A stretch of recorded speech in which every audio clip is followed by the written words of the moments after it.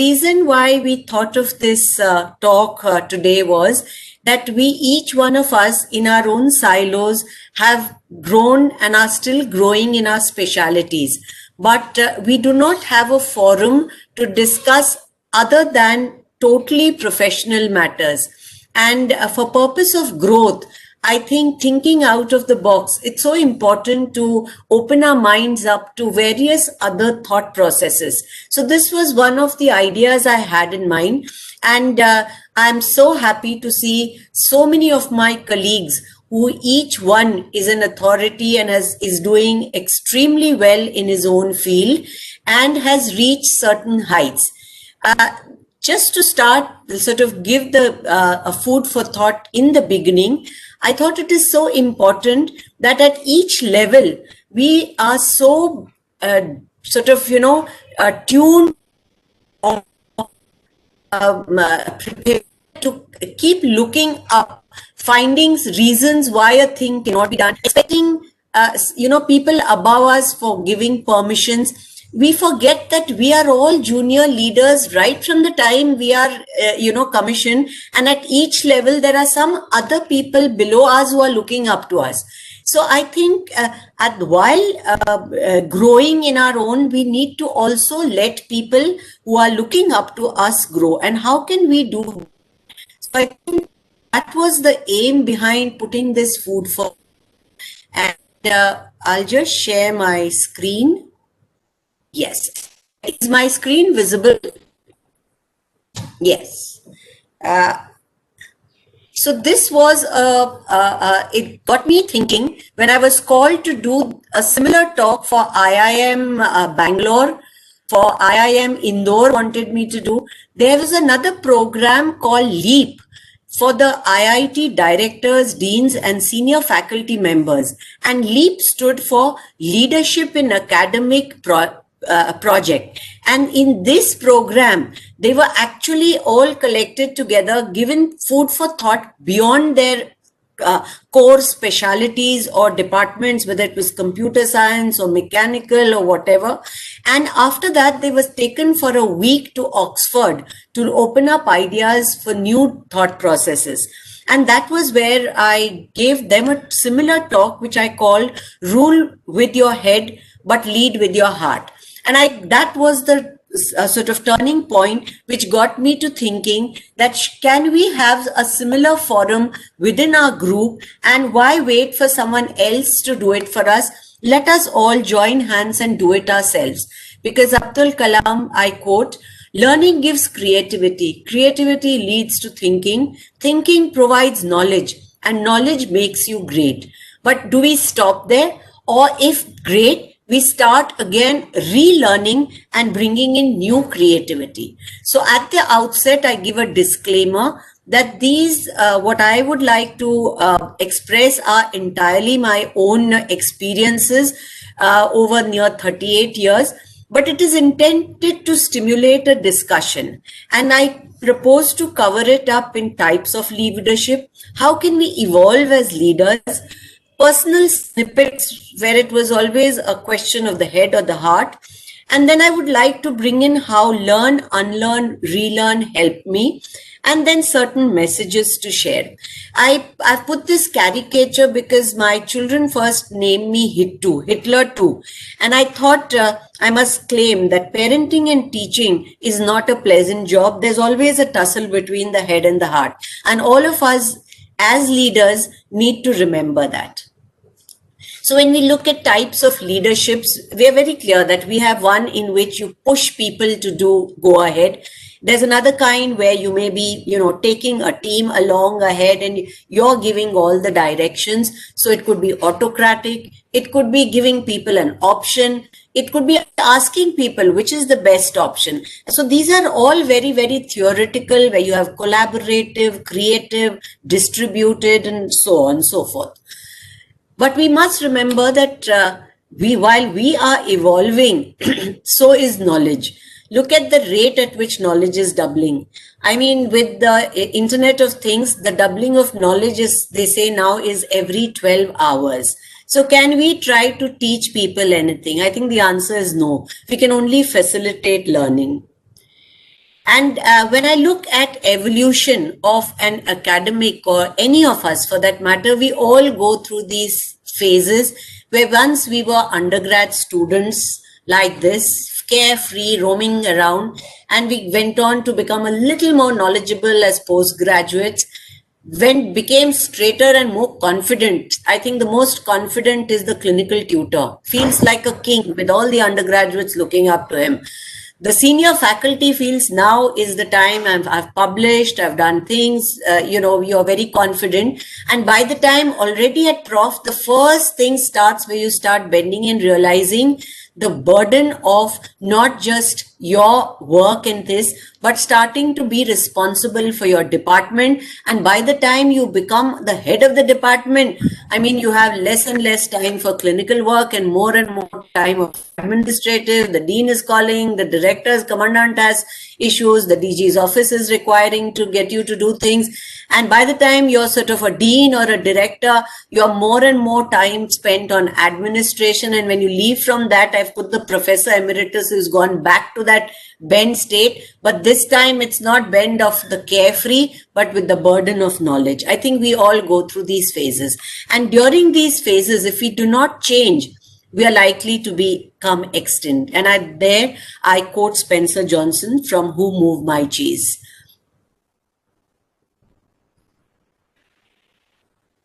My slide, is it changing? Okay. So what I would like to do is walk you through a journey which is just a starting point to explain where things probably went wrong, things went a little right, things could have been better, things went wonderfully well, and share that, because this is the journey of AFG 2040 in 1978 to in March 2020, when one reached probably this state from this state. And wait 1 minute, I think there's a problem. Okay. So this journey also involves where we all, when we finish, we get out with a MBBS and an MD degree. Our whole concentration is there are three parts of a triangle of education, patient care, and research. We always have this track, but our concentration is we've got education, we might go in for specialization, super specialization, and this is all directed to patient care. Research is a very small part where you probably just do a thesis, which is more like we have to do, it's a necessary evil, and you get done with it. And from that, you reach a stage where slowly you're evolving to see how education, research, and patient care become a continuous cycle. So this journey also involves the same direction. And in the milestones, being a pediatrician, I can't stop talking with it beyond milestones. We go through a process of changing information to knowledge, and this cycle continues because we are, getting our degrees, getting our experience, and by the time you reach here and deliver such talks, you're already looking like this. I think exactly, I can relate to that. And somewhere along in civis, we say, do not learn only to earn. For us, are we really, is our whole profession only for the next promotion, the next rank, the next pub, or is it something more?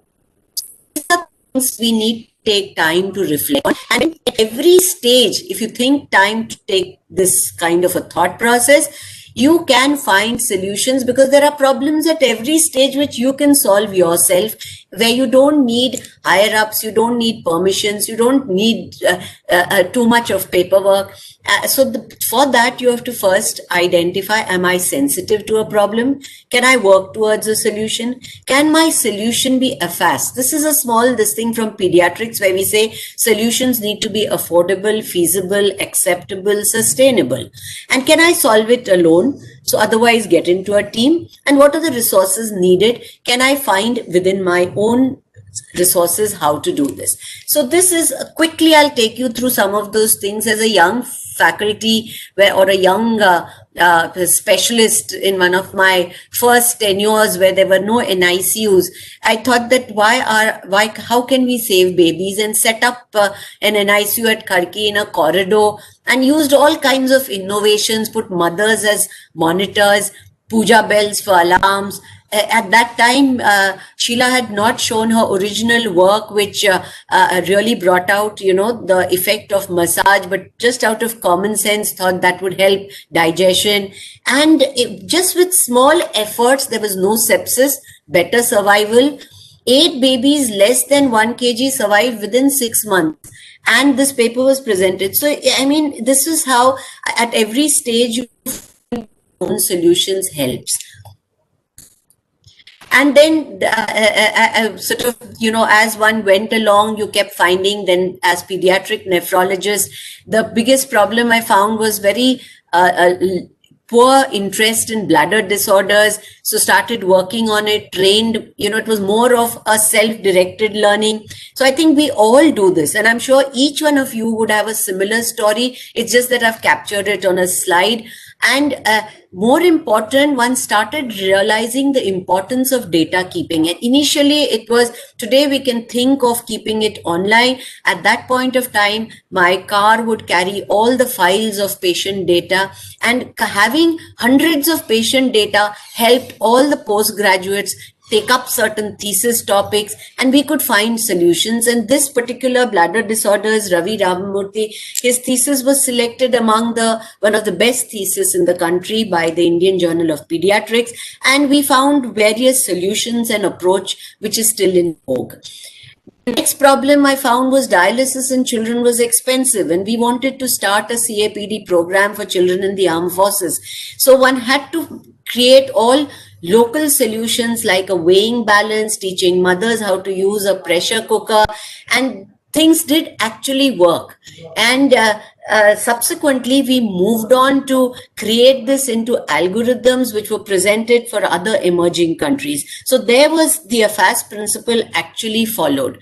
But more important was, this could not have got sort of the pediatric nephrology gone any further, because there was me all alone. So the best way was to have collaborative. And in this picture, I mean, a large number of these are all senior advisors, and you all can see yourselves. It was a big group, but we all got together and started our initial keeping these registries, collaborating with international registries, and came in a lot of international publications. So learned a lesson very fast that you need to have a group. And I think this is where the armed forces has a potential.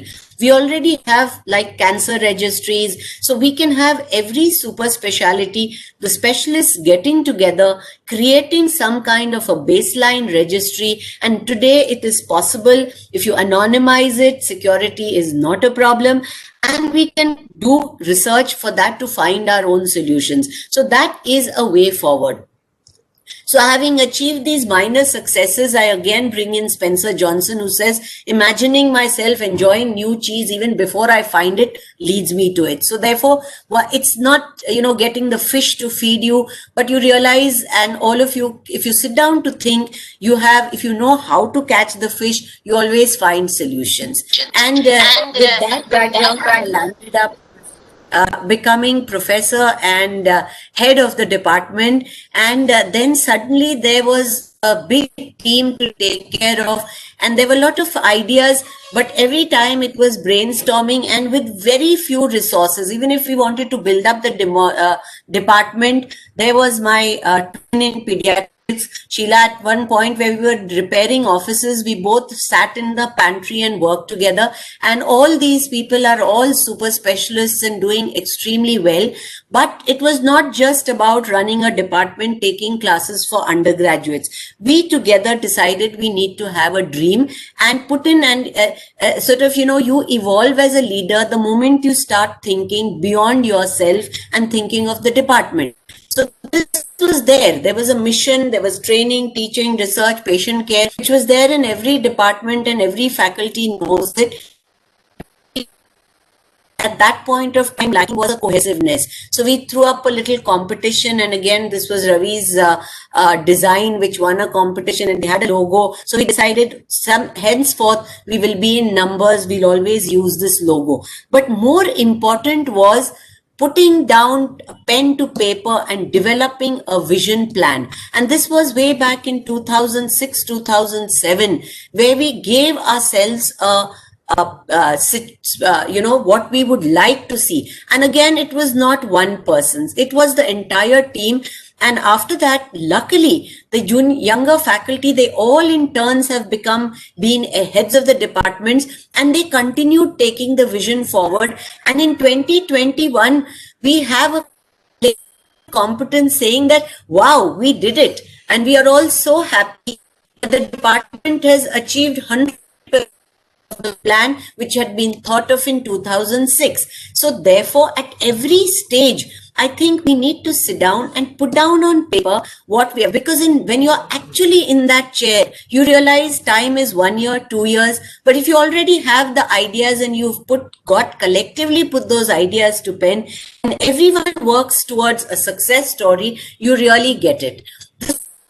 Something I thought I must share with all other departments, and if we can all, and most of you have put these in place, but what is important is not to reinvent the wheel, but take things forward been decided in a collective format.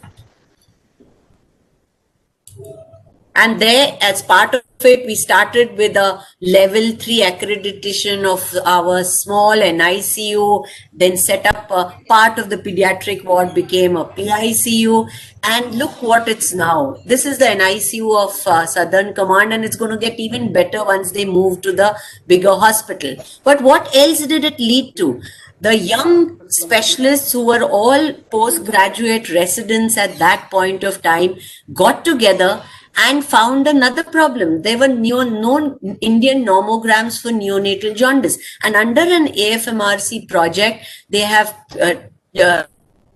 actually found out solutions, created nomograms for Indian babies, and this is the result of teamwork. So I think this is very, very important. Another dream we all felt was there were the first lot of us in pediatrics would come back with some kind of super specialty training. There was Colonel Rana, who was a neurologist, and me into nephrology. Sheila was a neonatology. Girish was also there. So what we thought was we need to develop all our subspecialties, and it doesn't matter. Each faculty should take up one kind of a thing, put in protocols and start collecting data. So at that time, there was Rakesh who got in the asthma clinic. So, I mean, we were not perfect, but there was a vision. There was a desire to do that. And what happened with that? So subsequently, one got an opportunity to devise a program and put this into as DDG PNT to develop some kind of a futuristic roadmap for pediatrics, how to do the super specialty training, how should they be placed, and look what that has now resulted to. There's an advanced center for pediatric medicine, and it's feeling so proud to sit among all this crowd who were once residents at AFMC. They've put it together and now moved on to the next phase of creating patient-centric. It's still in the nurturing stages, but they're putting their heads to it as to how to create theme clinics to minimize patients' visits to the hospital. So if it's a child with a developmental disorder, if he comes to the OPD, on the same day, his appointment there itself for CT scan, all blood testing will be done, immunization will be done, and these specialty clinics on a hub and spoke model can be developed to take care and have timings for telemedicine, and you can harness this effect to reach out to every child across the country. You don't need so many people there. A few people can make a difference. So this is probably another way forward of a dream project. And this is how we continue to chit chat and develop ideas and brainstorm. And now one can just look back and see how the others are putting it together in a very beautiful way. In the same way, research also, what started as small programs, some of the younger pediatricians took it forward, developed special laboratories and research laboratories within the clinical department, because today what is lacking in our country are clinician researchers. So that is the future, and therefore every clinician needs to find some time, and initially what you can wet your feet with small AFMRC projects, then go on for collaborative projects. And today there's funding available from DBT, DST, ICMR. They're looking out for good people, good groups to take on and do Indian research. So the sky is the limit, and this is a way forward for each one of you to do. But at the same time, we must remember that while we are doing science, we cannot forget being, our doctors as clinicians, and that holistic care and care for the reaching beyond the treatment is so important. So that was something we all again shared together. And I love to show this picture where her 6th birthday, and there's the previous HOD, Brigadier Devgan, who was that time a younger faculty. This girl was on dialysis with infection complications. We celebrated her 6th birthday in hospital, and she sends me her where she's pursuing design of her 16th birthday. So at 65, we can have every year a picture coming like that, or a picture like this. There was the young intensivist at that point, Major Simalti from Afghanistan, says, "Ma'am, I managed to do a PD with saline in Afghanistan." So I think what is important is giving maximum skills and nurturing and supporting the younger specialists, so as they move ahead, they can do that. And the same thing happened, the repeat story, it became easier and easier, because when from there, I remember moving to base hospital and everyone said, "Ma'am, from AFMC, shouldn't you be going to RNR?" And very laughingly, I said, "RNR doesn't need me, but base, I don't need RR, but base hospital needs me." And these are the upper pictures where there was one small ward, a very badly underutilized area. We were filling up wards. So we made a 5-year program of phase 1, phase 2, phase 3, developed a second ward, a play area, and a daycare center. I think there's someone who's not on mute. Can I request you to please mute yourself if you're not speaking? Yeah, thank you so much. So this was something that happened in this hospital. Took it forward after even I moved out. Animesh, just check who's this thing. They can send a message to them. I think there's someone who's talking. If you can just mute yourselves. So I think what is important is you have to smell the cheese often, so you know when it is getting old. Because jaise the or CT all is very easy to fall into that trap. But if we relook at all our patients, all our problems, and revisit them, there's technology changing. There's so much happening. There are more people. I'm sure each one of you would love to do great. But once that was done, one was looking for the next option, already having been professor and head of the department. And I remember a chance talking with a colleague, Karuna, and she said, "Ma'am, why don't you do a FEMA?" And I thought that was something, till then we had a few stalwarts like Chinu, there was Nandita, Karuna, but they were more from the preclinical. There were no clinicians who'd really gone into FEMA. When I put up my application, it was fraught with resistance, because my own seniors, commandant, the DG said, "Why are you wasting your time? What will you achieve by this?" I mean, there was a lot of, including when I wanted to put up a project, it was ridiculed, it was laughed at. There's no need to do any mentoring, because it's not their fault. It is that, at every stage, there's you need to think out of the box, think beyond. And I started this project of e-mentoring young specialists, and some of them are still, I think, maybe even listening to this talk. But it was an eye-opener, because not just they benefited, I benefited, and I learned a lot. And it was Bill Burdick really complimented as one of the best out of the classroom classes. And what was important was it paved a path. And thereafter, I know a large number of clinicians and other specialists who have pursued FEMA, including my chairperson. There's Kavita, who's gone and done it from Philadelphia, and are pursuing even beyond this. They're going in for advanced courses in medical education. And it is this that if we can bring back to our organization, we are no doubt one of the finest organizations, but each one of us has to bring back. If we've done a study leave, we've done a PhD, what have we organization, I think, is very important. And I felt so happy. I call Karuna the map where was mentoring, attitude, and passion, where we shared it together and opened the regional center for medical education at AFMC. And I'm sure it's going to keep and become part of, because we said we are a top medical college. Why are we just following the rules of MCI? Shouldn't we be contributing to it? And we are now doing that, whether it's the skills module and so many other things have been taken in very well. And then after that came my first taste of administration full time. I can assure you it was a harrowing experience. From those open wards of pediatrics going to a cubby hole of 1D. And if DDG PNT is listening, he'll understand. It's literally one of the smallest cubicle which looks at the future of the entire AFMS career planning, study leaves, specialization, grading, classification, and what have you. But none of us have ever worked with files. And I used to be so worried, but one had a good, fantastic team like Prerak, Shakya, and they would really help out, and we would sit and brainstorm everything together.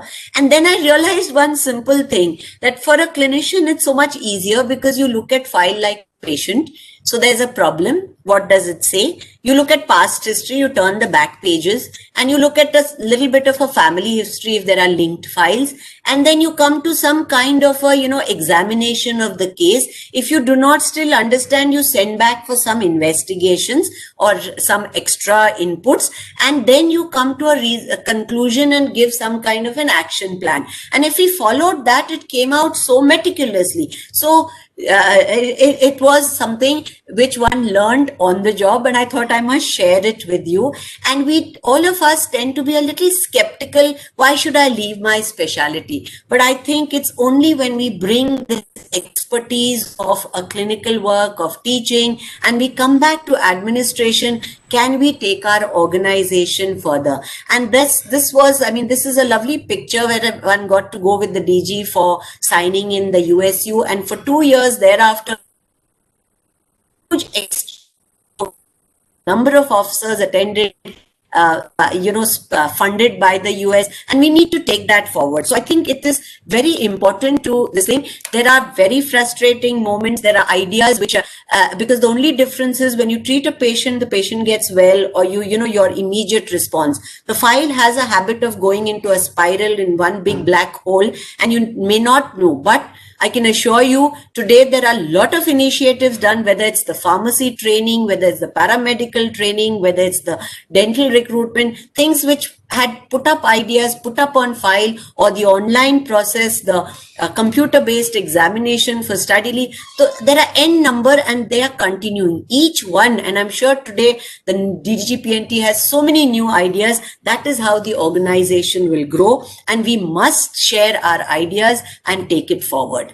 But I must also tell you that along our journey, when we don this uniform, there are lots of crossroads and hurdles. At every point in time, we have a choice. Do we complain, crib, blame everyone else for it, or do we find a solution? And I think in that, I would like to tell you that probably a way forward is overcome the problems and treat every challenge as an opportunity, because there's something better for you. And I'd like to share with you that after having gone with top honors, I didn't get a PG in my own alma mater. Both Sheila and me, and I were a year later, joined her at Ashwini. We did a local PG. I didn't get study leave till the last year. But did it stop me? No. There was an in-service training. I did nephrology for 6 months.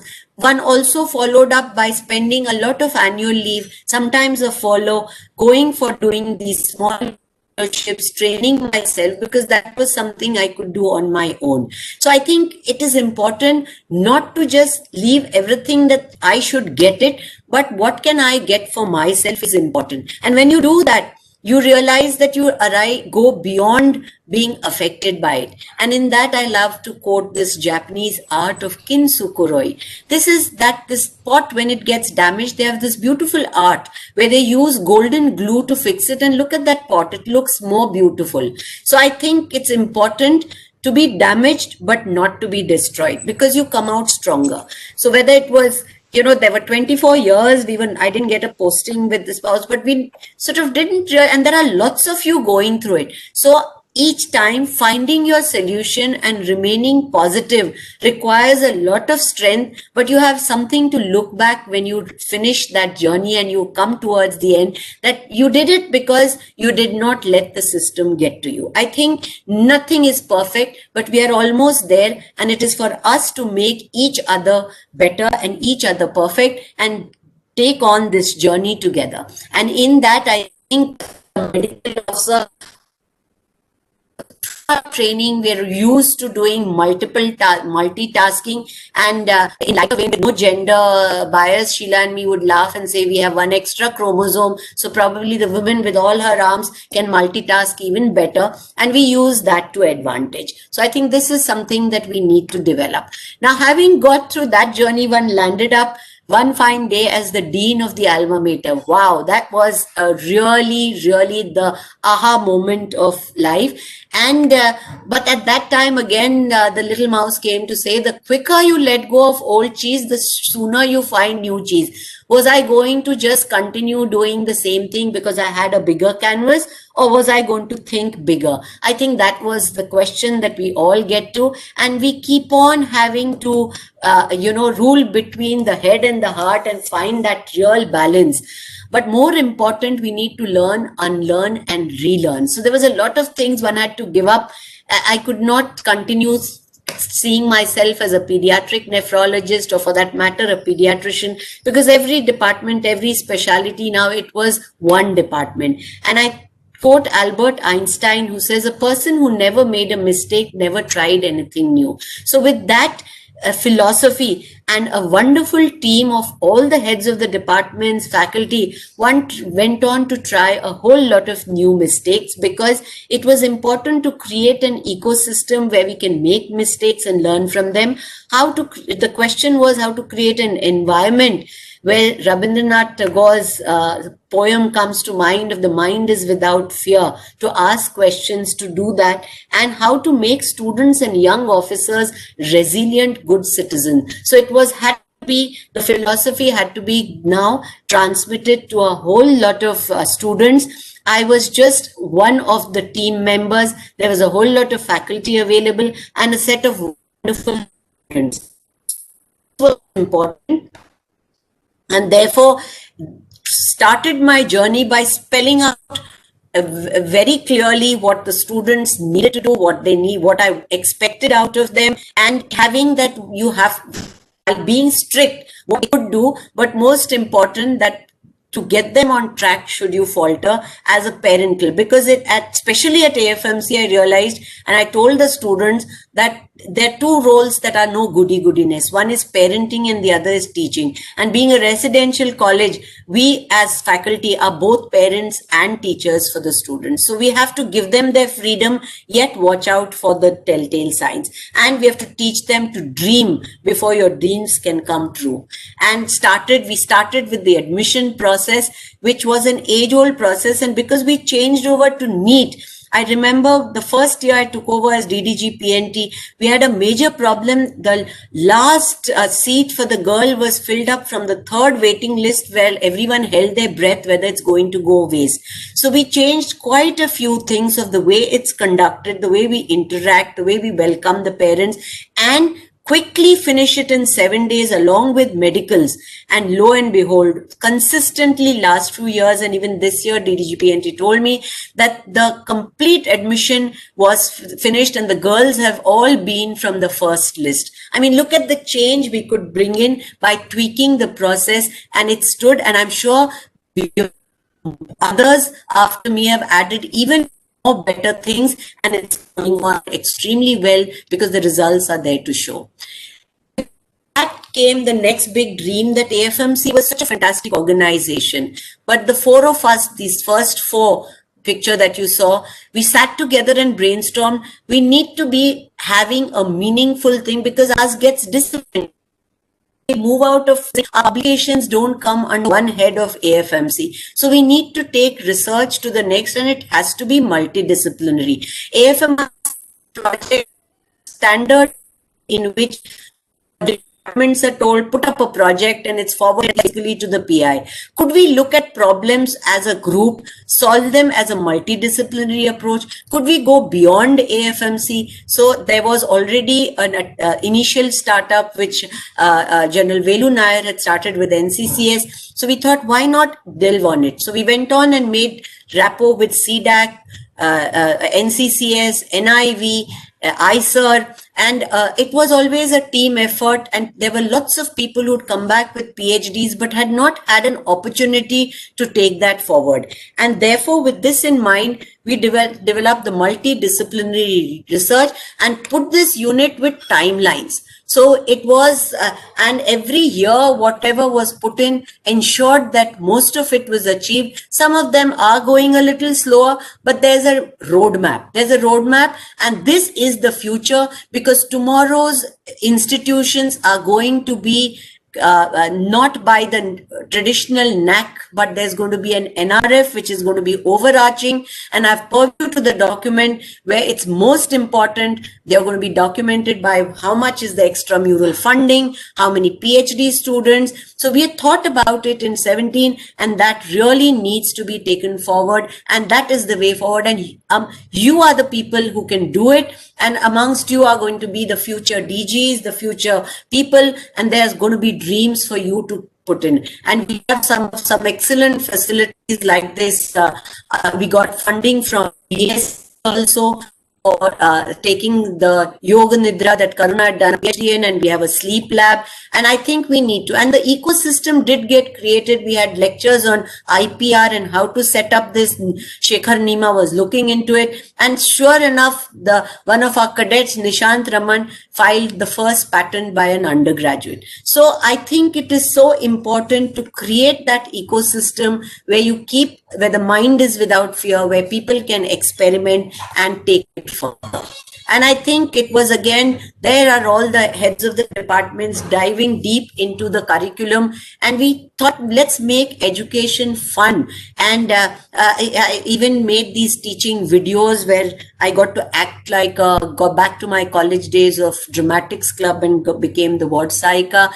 And basically, we didn't wait for MCI to dictate to us, but we looked at anatomy integrating with orthopedics, radiology, physiology with the antenatal clinic, and there was case-based learning, increased interaction, and that is going to be the way forward in medical education, more and more of integration for the competency-based education. So therefore, when MCI came out with the CBME, we were way ahead. We could give ideas to people how to make logbooks.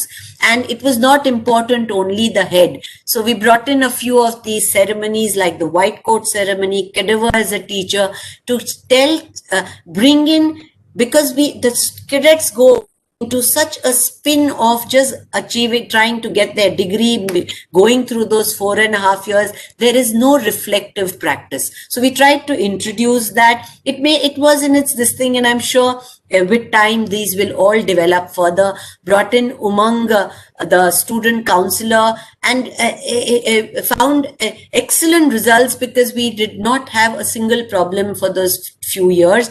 We also made a handout for mentors. I mean, we were having a mentorship program, but we had a brainstorming workshop for faculty, and we brought out do's and don'ts for mentorship. Also set up a creche. Did not really take up very well, but I think it may be that we started it a little before, but it needs to be nurtured, because legally this is going to be a requirement wherever there are women, and we need to. And when we see problems of domestic violence or abuse of children left with this, I think this is a requirement of an organization like the Armed Forces. And the AFMS really takes pride in developing right from the cadet days. We have so many clubs and societies, because we know that to learn the science of medicine, you need to practice the art of healing. And it's important to balance your left brain with the right brain. And this is a caricature I made, collecting pictures to show this joining. And therefore, The cadets, we reinforced, if they were not doing PT, we said, let's do Zumba, and all the festivals were sort of, they continue to be, they were already, we, enjoyed doing that. But more important, started something like a tea with cadets. And this was to have an informal setting of teaching them right from the beginning how to call on a senior officer, how to check on. So initially where they stood in two different, look at them now, slowly it became the in thing in every month, and we enjoyed, because this had to overcome when the head wanted to do them these punishments. So there was the balance created of having these opportunities. The marathon got started, the TEDx talk which is going on, resuscitating the saris and getting, I mean, if you're passionate about something and you feel it's required, you introduce it and let others continue. I'm sure with time some things get reduced, each one adds his ideas, and that is how the organization grows.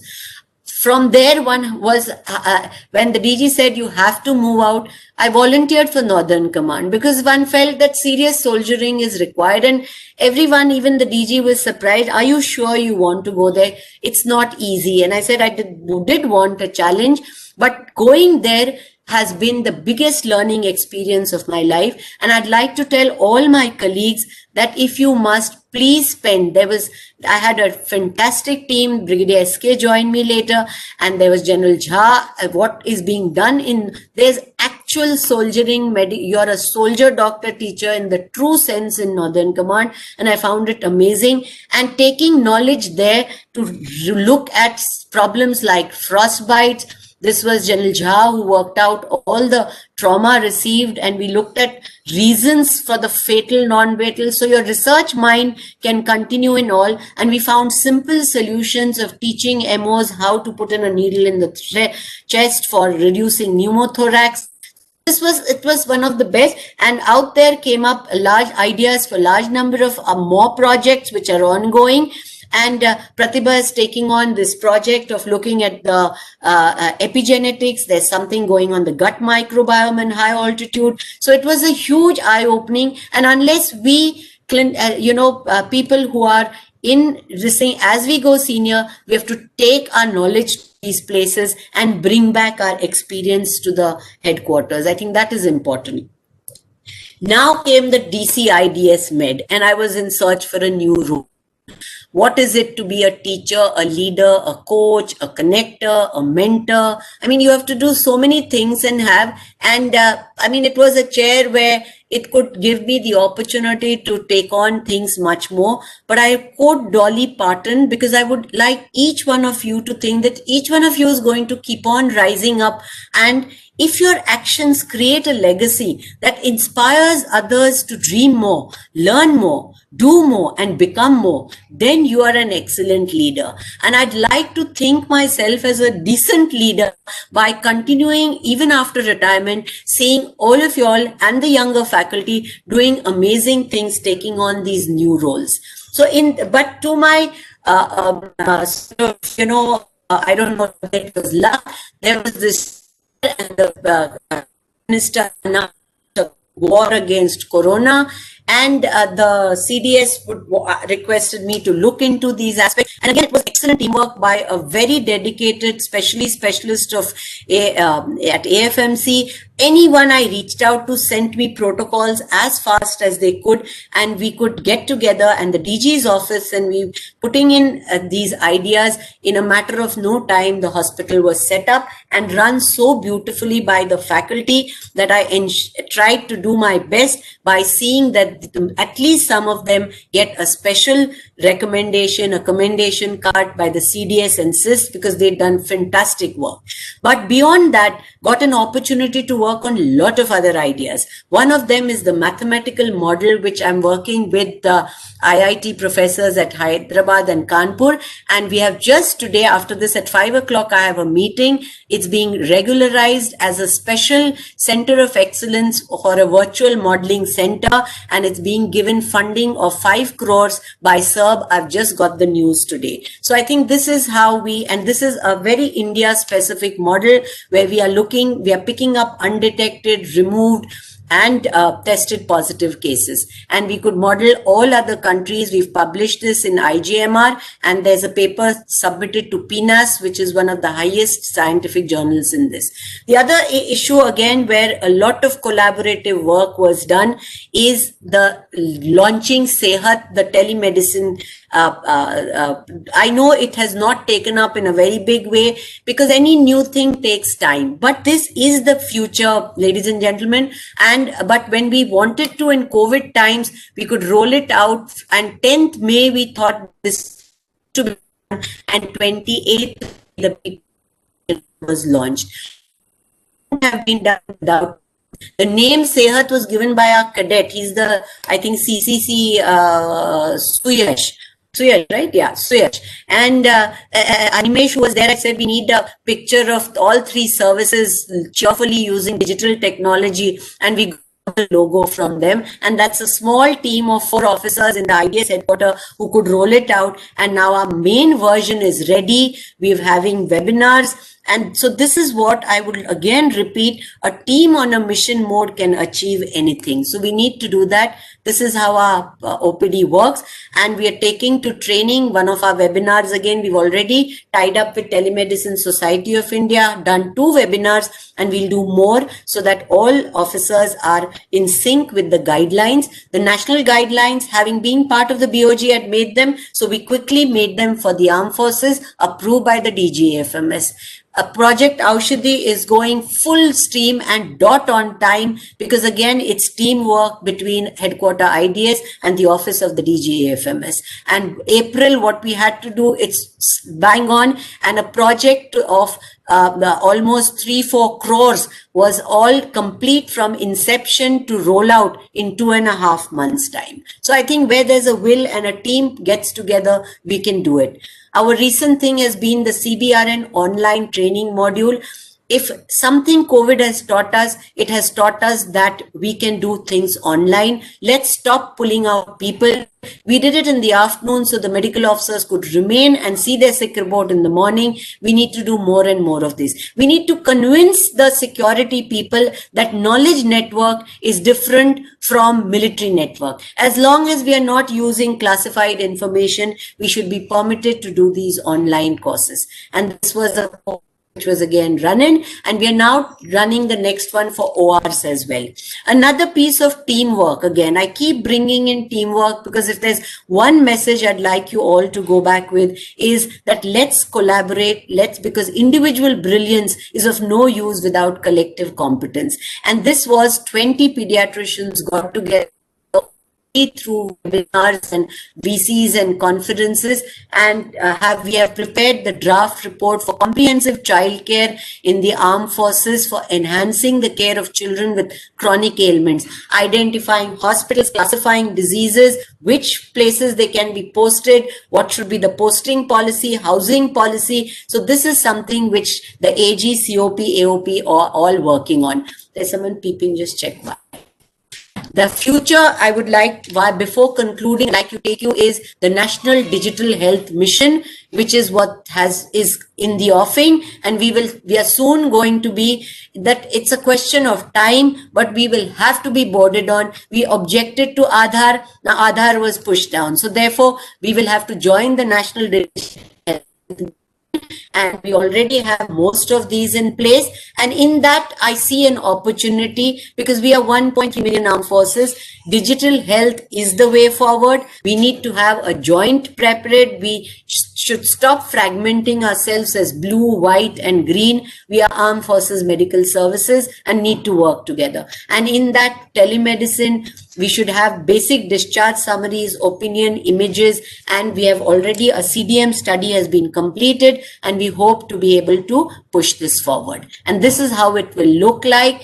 And the whole National Digital Health Mission, we've tied up with National Health Authority, and we would have probably our own defense digital health mission of, there would be a seamless movement. You can look out, but they can't look in, and we should be able to get this going. So I therefore would like to say that if you're working on something exciting that you really care about, you don't have to be pushed. The vision pulls you. And let us not wait for someone to create that vision for us. Let each one of us create this vision, and using the lockdown time, we use this time and taking inputs from a large number of you, I've put across a vision for the AFMS as a 2025 roadmap. And I'm sure even if a few things we can spell out, it would be. This has been submitted both to DGFMS and CDS and would take its due course. But I think some of the small initiatives which will have big returns is expand scope of our DNA repository, centers of excellence for childcare, which we are looking. We need to look at senior citizens and geriatric medicine. We need to have our accreditation of by our own standards. The standards are ready. We need to establish a military medical department with online courses, and this is especially for AFMC and for center to continue and look at it. And most important, set up this Institute of Military Medical Research, which I'm told the AFMC is working on it, but DG office, IDS, all of us need to work together and kickstart this as a research modality, because this is going to give us. So when you move beyond your fear, you really feel free. And that is where I bring in another Japanese concept of ikigai, that if you do what you love, it is definitely, all of us like to do that. You're good at it. You're paid for it. So that's your vocation, profession, passion. But if you have something of what the world needs or what your organization need, you really find your happiness. And we must all work towards finding this ikigai. And in that, I gave it a thought. And right from college, I was thinking as to how can we change, because the medical profession is ailing in society, not so much in the armed forces, and needs a multi-pronged attack, where it starts with medical education, and we need to improve life for ourselves, but also use innovation technology for affordable healthcare. And in that, we need to learn, unlearn, repeat. And it was bigger, because I don't know how, but I nominated to the Prime Minister's Scientific Technical Advisory Committee on Innovations. And this is exactly what we are trying to go at. And there's lots happening for which STIAC, we are doing these city clusters where AFMC will be made. It is now for each one of you to take these ideas forward, to take our organization to higher heights. There is another idea that mental well-being needs to. So as you start thinking bigger and bigger, ideas come in, people all come together. And now AFMC, NIMANS and CDAC Bangalore, and hopefully this month, the beta version as a 100-day project, this digital program is going to be rolled out. I think it's an excellent opportunity. Being part of this board of governors, I think this was excellent that one could join in and create a lot of things for the armed forces. Some of these are like the Shrestha scheme, and I'm sure any of you who want to know more can take, because I won't waste time here. There's a Sangam scheme. We've got our hospitals recognized.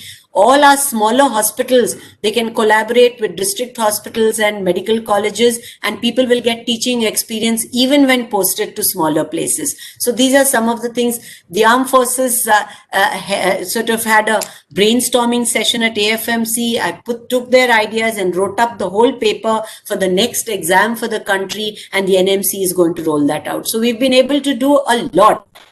I think as we evolve as leaders, we need to learn conflict strategies. And I think it's important to know when to force, when the goals, it's of very high importance. Relationships don't matter. It is the head which counts. But if relations matter and your team matters and you need smoothing and it's not that important, you would be like a teddy bear. But when you want to achieve it at the top level, you're as intelligent as an owl. And when you start compromising, then you're the fox in between. So I think these are some of the strategies. And this is, for those who've heard my YouTube talks, I think we are extremely lucky in the AFMS. We have it all. We wear three hats, that of a soldier, teacher, and a doctor. We need to ask ourselves, am I doing justice to all three? Because the nation looks up to me for all three. And therefore, if we all start bringing in somewhere where we have to give in a little bit, and say, it's okay if I didn't get this, how can I do it to get something better for the organization? And in that, you'll end up getting a lot for yourself. So I think this is so important, and that competence and knowledge is paramount, and you need a combination of the head and heart. Comfort zone is a perception. You can be as comfortable when the kids jump into the pool, or you can be on the Siachen Glacier. And in conclusion, I think leadership in academia needs to evolve. Right from our young days, we need to train ourselves to think beyond. Even as a major, I used to maintain a little vision file and a diary, and it's still there, where I would keep writing ideas. Because when you actually reach there, you find time is short. But if your ideas are there, you can evolve them very fast. Then you need to learn, unlearn, relearn, because you cannot be a teacher unless you keep relearning. And no one model of leadership is perfect. It has to be situational, and your decisions also have to be situational with learning experiences. So if we can create forums like these to share each other's experiences, I think, and what needs to be done, brainstorm them and take them forward. Tough decisions need iron fist with velvet gloves. I never claim to be a goody-goody leader. Teamwork is paramount. Vision needs to be inculcated top down, because it's only a you can have a wider vision. Till then, your horizons are smaller, but growth needs to be nurtured bottom up. Like this coconut tree, even reaching the top, every part remains useful, and the coconut is a hard soft inside. And therefore, leadership, ladies and gentlemen, is to rule with your head, but lead with your heart. Thank you so much. And I end my talk with Eleanor Roosevelt's quote: to handle yourself, use your head. To handle others, use your heart, unquote. And my acknowledgements for this talk go to my family, teachers, colleagues, patients, and students. And prize moment where all the anatomy teachers came together when I was the dean, and I really cherished that moment. I missed Dr.